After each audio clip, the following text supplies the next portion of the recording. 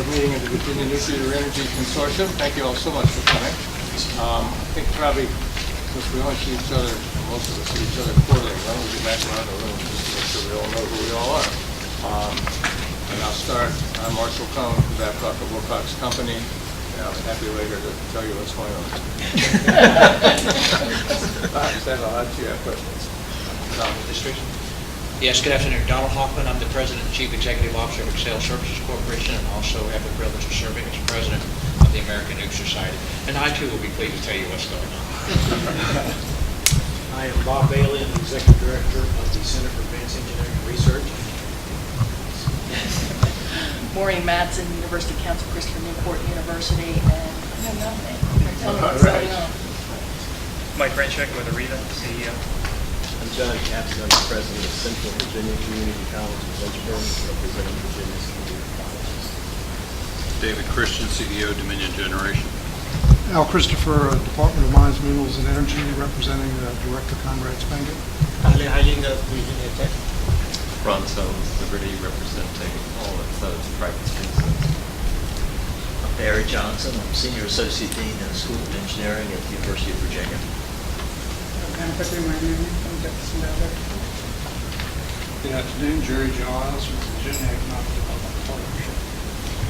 Sama Vivaradena, representing Virginia, Commonwealth University. Great. Thank you all very much. Helpers? Yes, your helpers. Good afternoon. My name is Paul Kugelman. I'm a Senior Assistant Attorney General of the Virginia Attorney General's Office, and with me today is Kelsey Block, an Assistant Attorney General. And today what we're going to do is provide you what I will call a 30,000-foot view of the Freedom of Information Act and the Conflict of Information Act. Excuse me, Conflict of Interest Act. Too many I's. Both FOIA and COIA operate really to provide a framework to give Virginia citizens more confidence in the operations of government. FOIA is more of a sunshine kind of act.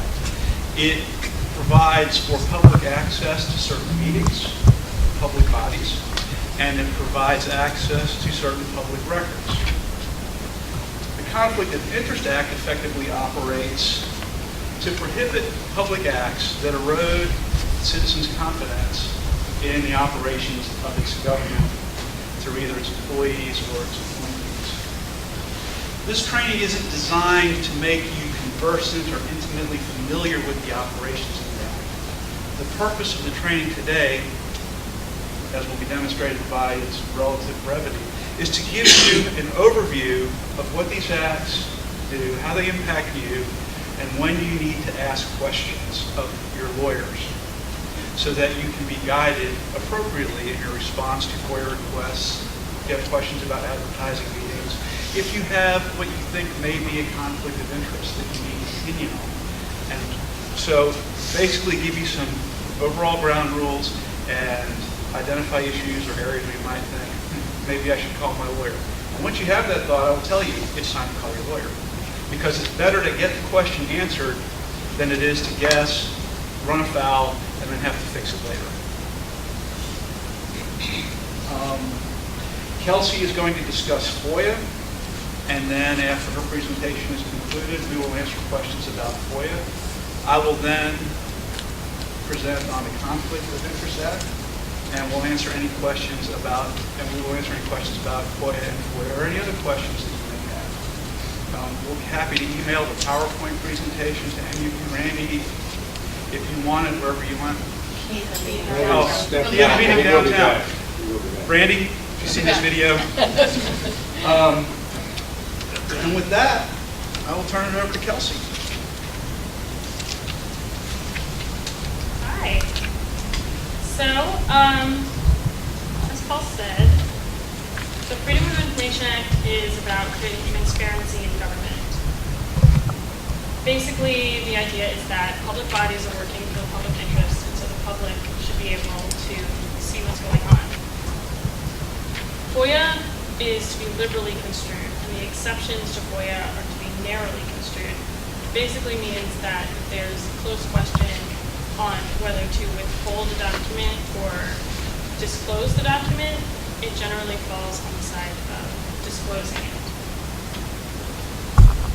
If FOIA is violated, you can be responsible as a body for paying the petitioner's costs if they win, and that's including attorney's fees.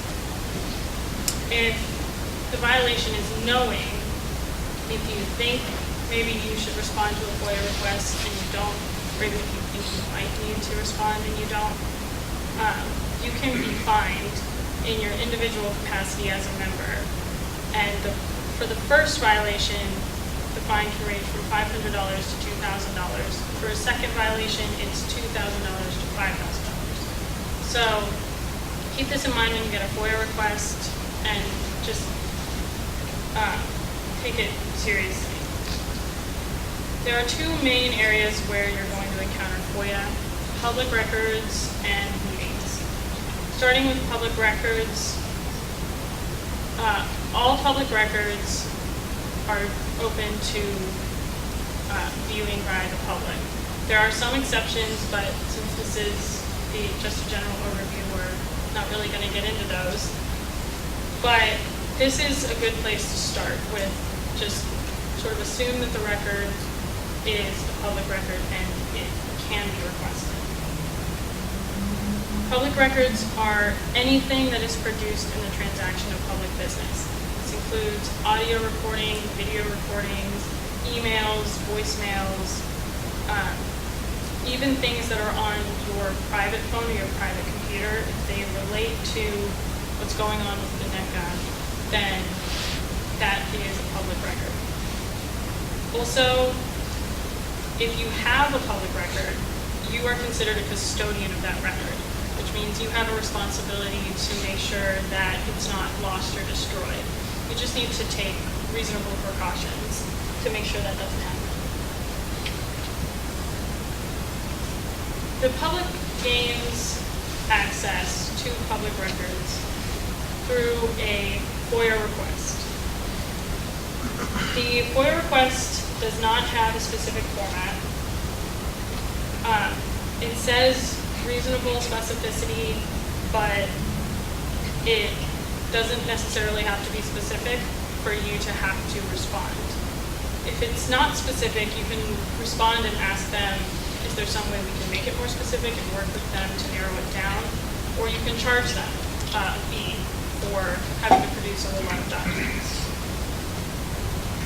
But the big thing to know about FOIA requests is that it can be written, it can be verbal, it can mention FOIA or not mention FOIA. You have any sort of request for public records, any sort of document, anything like that, it's a FOIA request, and it needs to be treated like a FOIA request. So, how do you respond when you get FOIA requests? There are basically 4 ways that you can respond.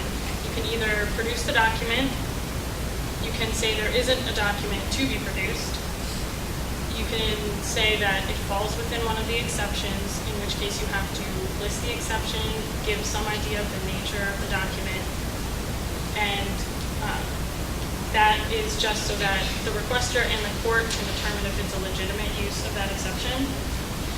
Or you can ask for more time. So generally you have 5 days to respond. You can ask for an additional 7 days or even more under certain circumstances, but you have to do that within the 5 days. So it's important that you get some sort of response to the requester within 5 days, because failure to respond is a violation of FOIA. So on to meetings. The basic idea under FOIA with meetings is that meetings of public bodies should be open. So just like with public records, we're trying to give the public more information and allow them to participate. A meeting doesn't have to be when you're formally gathered or even physically gathered. If you're on a conference call with 3 or more members and you start discussing a decision you have to make, if you're out to dinner with 3 or more members and you start discussing a decision you have to make, that can become a meeting under FOIA. So just be careful when you're out sort of what you're talking about. Also, be careful sending around emails. If there starts to be sort of an exchange and a discussion about something that should be in a public meeting, that can become a meeting that should have been open to the public. And when we say open to the public, to meaningfully fulfill that requirement, the meeting has to be announced beforehand. This is usually done easily, post time, date, and location on your website or the Virginia Town Hall website. It's not that hard, but just make sure that it actually gets done. And then conducting meetings, there's a lot of rules on if one of the members needs to participate remotely. Unless it's an emergency, the person who will be participating remotely needs to be announced ahead of time. And the location where that person will be calling in from also needs to be open to the public. And the public needs to be able to participate in the meeting from that location. Regardless of who is remote, a quorum of members have to be physically gathered in a central location. Also, when there's a meeting, you obviously need to take minutes, and anything that is provided to the members at the meeting should also be provided to the public. So an agenda, or if you're considering a proposal, that should also be given to the public.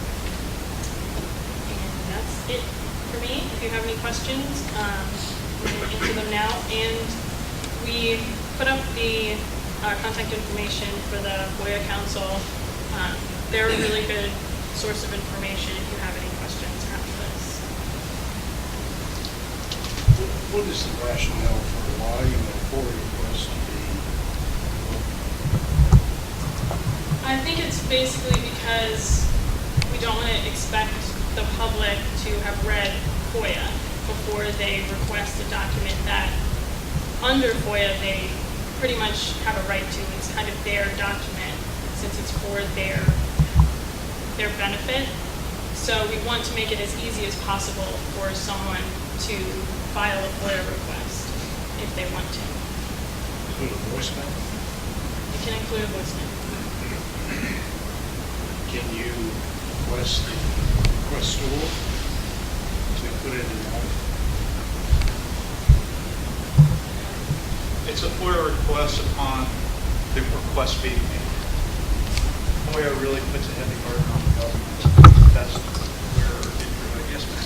What level of specificity is required? And can you ask for more? You can ask for